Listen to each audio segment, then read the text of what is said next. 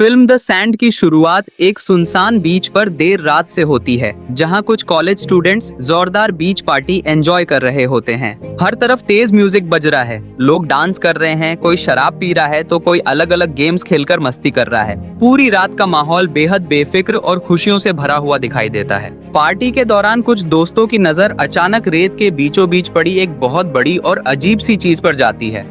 अंधेरे की वजह से कोई ठीक से समझ नहीं पाता कि वह आखिर है क्या। सभी उसे किसी समुद्री जीव का मरा हुआ शरीर समझकर उसका मजाक उड़ाने लगते हैं। कुछ लोग उसे लात मारते हैं तो कुछ बोतलों और डंडों से उस पर वार कर देते हैं। किसी को भी जरा सा अंदाजा नहीं होता कि वे जिस चीज को नुकसान पहुंचा रहे हैं वही कुछ घंटों बाद उनकी जिंदगी को हमेशा के लिए बदलने वाली है। रात धीरे धीरे खत्म होने लगती है। शराब और थकान की वजह से सभी दोस्त वहीं बीच पर सोने का फैसला करते हैं।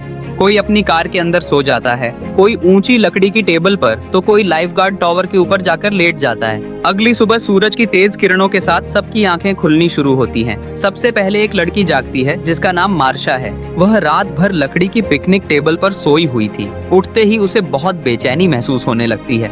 उसका सिर बुरी तरह घूम रहा होता है और अचानक उसे उल्टी आने लगती है। बाकी दोस्तों को लगता है कि यह सिर्फ ज्यादा शराब पीने का असर है। उसी समय एक दूसरी लड़की की नजर रेत पर बैठी एक छोटी सी चिड़िया पर पड़ती है। शुरुआत में सब कुछ बिल्कुल सामान्य लगता है, लेकिन अगले ही पल रेत अचानक जिंदा हो उठती है। चिड़िया के नीचे की रेत हिलने लगती है और कुछ ही सेकंड में उसे अंदर खींच लेती है। यह नजारा देखकर लड़की की रूह कांप जाती है। वह जोर से मार्शा को चिल्लाकर चेतावनी देती है कि रेत पर बिल्कुल पैर मत रखना, लेकिन तब तक बहुत देर हो चुकी होती है। मार्शा जैसे ही नीचे उतरती है, उसके दोनों पैर रेत को छू जाते हैं। अगले ही पल उसके जूते जमीन के अंदर धंसने लगते हैं। पहले तो उसे लगता है कि शायद यह गीली रेत है, लेकिन कुछ ही सेकंड बाद उसे एहसास होता है कि मामला बहुत गंभीर है। वह अपने पैर बाहर निकालने की पूरी कोशिश करती है, लेकिन जितना जोर लगाती है उतनी ही गहराई तक धंसती चली जाती है। मजबूरी में वह हाथों से अपने पैर छुड़ाने की कोशिश करती है, लेकिन उसके हाथ भी उसी रेत में चिपक जाते हैं। अब मार्शा पूरी तरह घबरा जाती है। दर्द और डर से उसकी चीखें पूरे बीच पर गूंजने लगती हैं। उसके दोस्त उसे बचाना चाहते हैं, लेकिन किसी की हिम्मत नहीं होती कि रेत पर कदम रखे। किसी को समझ नहीं आता कि आखिर हो क्या रहा है।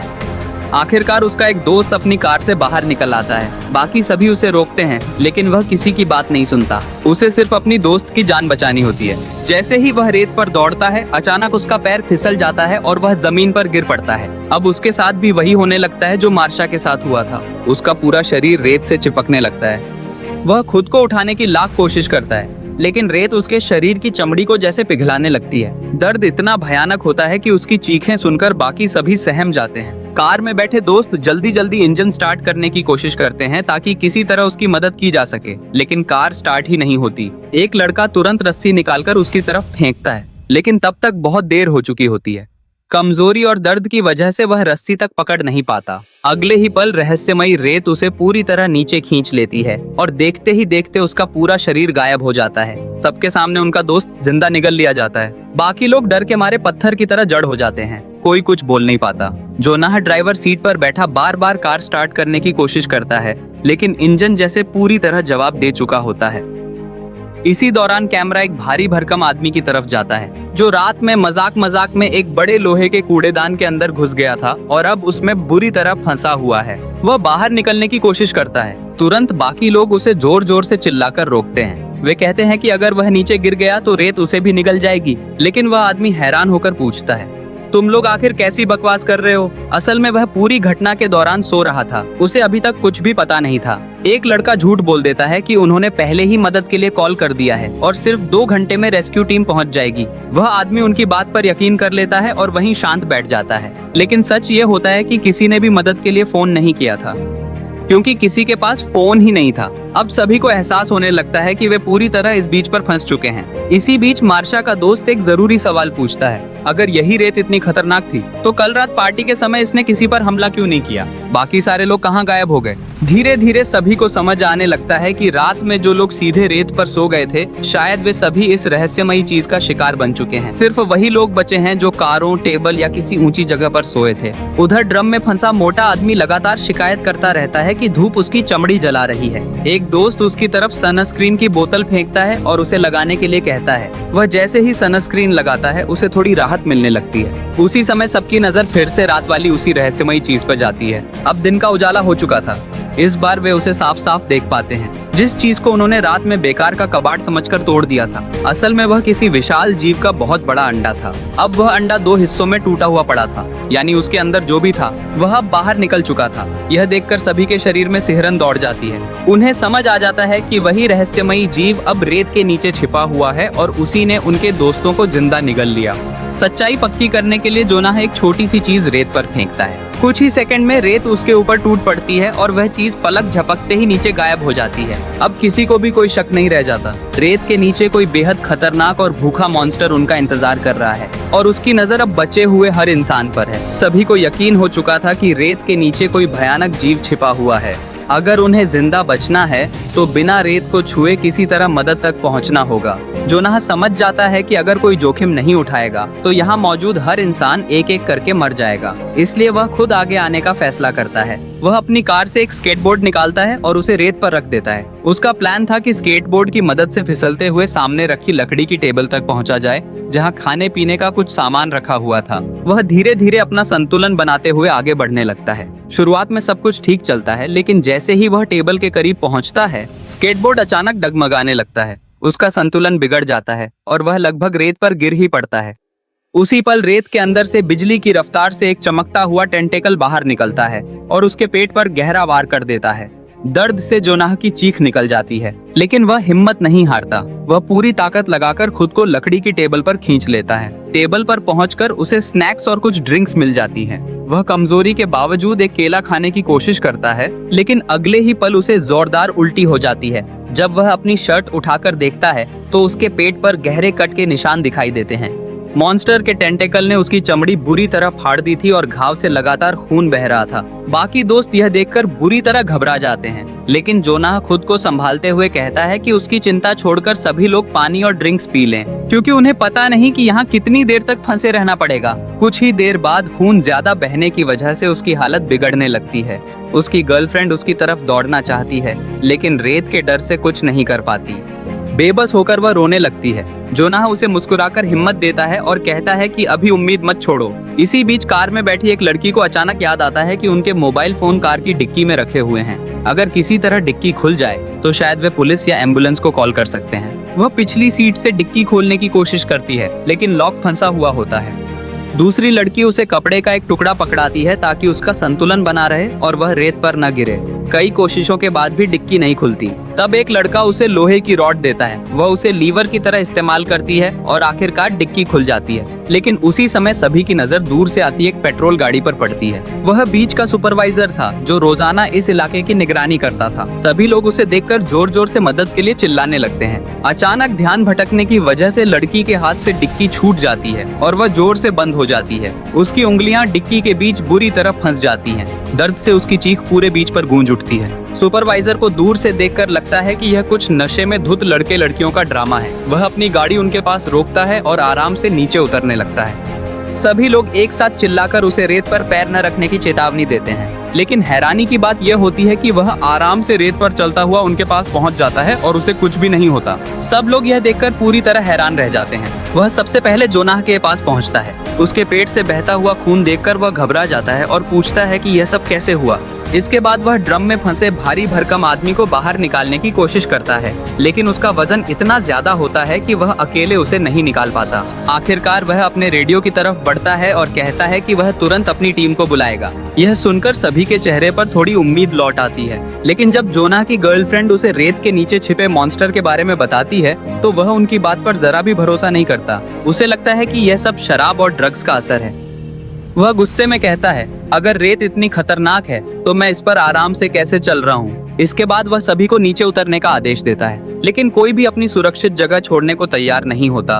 उसे यह सब बच्चों की बेवकूफी लगती है। गुस्से में वह अपनी बेल्ट से पेपर स्प्रे निकालता है, लेकिन उसी दौरान उसकी चाबियां हाथ से छूटकर रेत पर गिर जाती हैं। सभी लोग जोर से चिल्लाते हैं कि उन्हें मत उठाइए, लेकिन वह किसी की बात नहीं सुनता। जैसे ही वह झुककर अपनी चाबियां उठाने की कोशिश करता है, उसका हाथ सीधे रेत को छू जाता है। अगले ही सेकंड उसका हाथ वहीं चिपक जाता है। रेत के नीचे छिपा मॉन्स्टर उसके हाथ पर हमला कर देता है। चमकते हुए टेंटेकल उसकी उंगलियों को बुरी तरह चीर डालते हैं। दर्द से सुपरवाइजर जोर जोर से चीखने लगता है। घबराकर वह अपने ही पेपर स्प्रे को रेत पर छिड़क देता है, लेकिन उसका कोई असर नहीं होता। इसी बीच जोनाह की गर्लफ्रेंड जल्दी से उसका गिरा हुआ पेपर स्प्रे उठा लेती है। उसे उम्मीद थी कि शायद बाद में यही चीज उनके काम आ जाए। सुपरवाइजर अपने घायल हाथ को बचाने की कोशिश करता है, लेकिन उसका संतुलन बिगड़ जाता है और वह पूरी तरह रेत पर गिर पड़ता है। बस फिर क्या था, कुछ ही सेकंड में दर्जनों चमकते हुए टेंटेकल उसके पूरे शरीर से लिपट जाते हैं। वह पूरी ताकत से चीखता है, हाथ पैर मारता है, लेकिन मॉन्स्टर उसे धीरे धीरे रेत के नीचे खींच लेता है। कुछ ही पलों में उसका पूरा शरीर गायब हो जाता है। अब सभी को समझ आ जाता है कि सुपरवाइजर पहले इसलिए सुरक्षित था क्योंकि उसने मोटे रबर वाले जूते पहन रखे थे। उसके पैरों का सीधा संपर्क रेत से नहीं हुआ था। लाइफगार्ड टॉवर पर खड़ा एक लड़का तुरंत आवाज लगाता है, जल्दी से तौलिए फेंको, अगर हम अपने पैरों को तौलिए से लपेट लें तो शायद रेत हमें पहचान नहीं पाएगी। लड़कियां तुरंत उसकी तरफ तौलिए फेंकती हैं, लेकिन जैसे ही वह उन्हें पकड़ने के लिए आगे झुकता है, उसका पैर फिसल जाता है। वह सीधे टॉवर से नीचे रेत पर गिर पड़ता है। अगले ही पल रेत के अंदर से कई चमकते हुए जड़ जैसे टेंटेकल बाहर निकल आते हैं। वे उसके पूरे शरीर को जकड़ लेते हैं। उसकी चमड़ी पल भर में गलने लगती है। वह दर्द से चीखता रहता है, लेकिन कोई उसकी मदद नहीं कर पाता। इसके बाद वह कार की टूटी हुई ग्रिल निकालती है और उसे टॉवर और कार के बीच पुल की तरह रख देती है। वह सावधानी से उस पर चलती हुई कार की छत तक पहुंच जाती है। सुरक्षित पहुंचने के बाद वह गुस्से में अपनी दोस्त को थप्पड़ मार देती है, क्योंकि उसी के कहने पर सब लोग इस बीच पार्टी में आए थे। हालांकि कुछ ही पल बाद उसे एहसास होता है कि इस हादसे के लिए उसकी दोस्त नहीं, बल्कि वह रहस्यमयी मॉन्स्टर जिम्मेदार है। दोनों मिलकर फिर से डिक्की खोलती हैं और घायल लड़की की फंसी हुई उंगलियों को बाहर निकाल लेती हैं। जोनाह की गर्लफ्रेंड सावधानी से तौलिए की मदद से उसकी उंगलियों पर पट्टी बांध देती है, लेकिन उन्हें जरा भी अंदाजा नहीं होता कि उसके घाव से टपकने वाला खून अब उस भूखे मॉन्स्टर को उनकी तरफ खींचने वाला है। अब हालात पहले से भी ज्यादा खतरनाक हो चुके थे। सभी लोग किसी न किसी तरह अपनी सुरक्षित जगहों पर टिके हुए थे, लेकिन उन्हें पता था कि यह सुरक्षा हमेशा के लिए नहीं रहने वाली। घायल लड़की की उंगलियों से लगातार खून रिस रहा था। जोनाह की गर्लफ्रेंड उसे बार बार समझाती है कि उसे बहुत सावधानी से चलना होगा। अगर उसके खून की एक भी बूंद रेत पर गिरी तो नीचे छिपा हुआ मॉन्स्टर तुरंत हमला कर देगा। इस बीच कार के पास खड़ी लड़कियां कार की ग्रिल और दूसरी धातु की चीजों को जोड़कर एक अस्थायी पुल तैयार करती हैं, ताकि बिना रेत को छुए एक जगह से दूसरी जगह जाया जा सके। सबसे पहले काले बालों वाली लड़की उस पुल को पार करके सुरक्षित जोनाह के पास पहुंच जाती है। अब घायल उंगलियों वाली लड़की की बारी थी। वह घबराते हुए धीरे धीरे आगे बढ़ने लगती है। कुछ ही कदम बाकी रहते हैं कि उसकी घायल उंगलियों से खून की एक बूंद नीचे रेत पर गिर जाती है। बस फिर क्या था, रेत अचानक जोर जोर से हिलने लगती है। अगले ही पल नीचे से चमकते हुए टेंटेकल बिजली की रफ्तार से बाहर निकलते हैं। उन्हें देखकर लड़की घबरा जाती है। उसका संतुलन बिगड़ जाता है और वह सीधे नीचे रेत पर गिर पड़ती है। मॉन्स्टर बिना एक पल गंवाए उसे चारों तरफ से जकड़ लेता है। वह पूरी ताकत से चीखती है, मदद के लिए हाथ बढ़ाती है, लेकिन कोई उसकी मदद नहीं कर पाता। कुछ ही सेकंड में वह भी रेत के अंदर हमेशा के लिए समा जाती है।